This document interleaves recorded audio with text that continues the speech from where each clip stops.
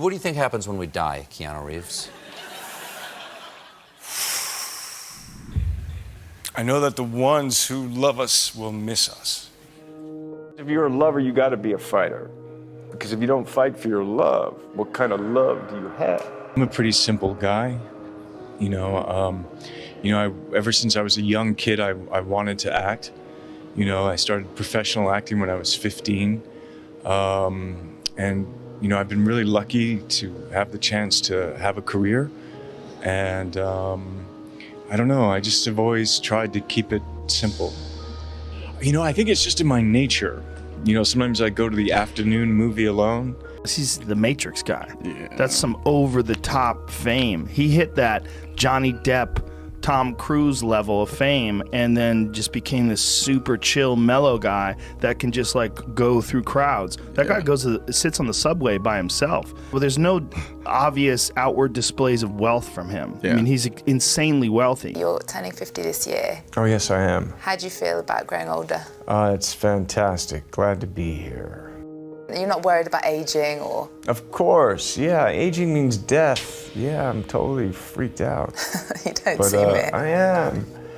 But, it's okay. Life is amazing. Life can be amazing. Take me back to Beirut, September 1964. You're born, and Right, Beirut, Lebanon, Yeah, the let's do it. Paris of the Middle East. My mother and father were like 21, 22. My father was there. He had gotten, I actually don't really know his story. But anyway, so they met, they fell in love, then I had a baby. That was me. Then they split up. We went to New York.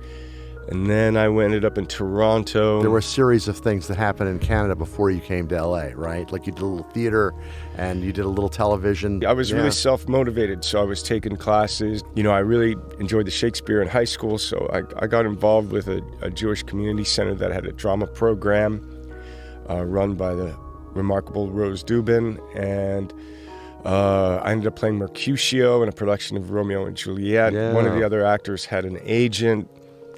They asked if I had any representation. I said no. And so that's really where the professional thing started.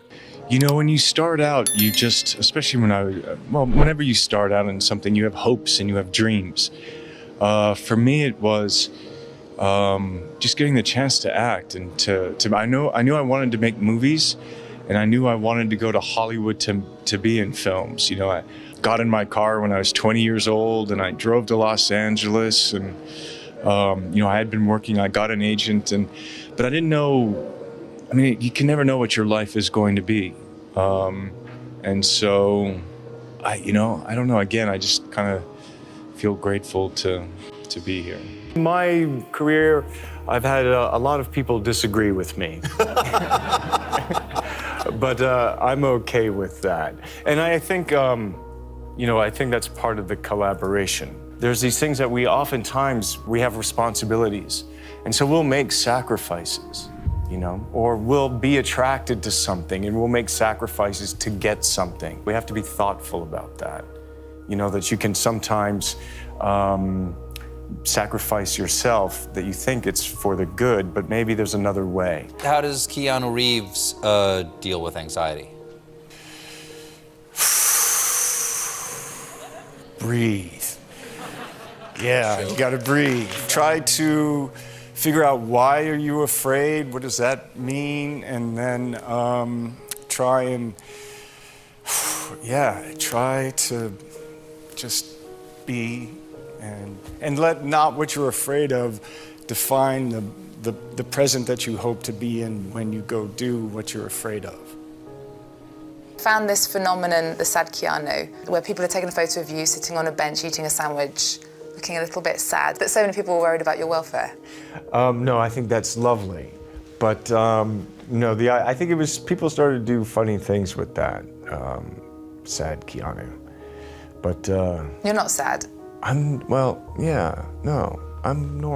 We all go through phases of happy and sad.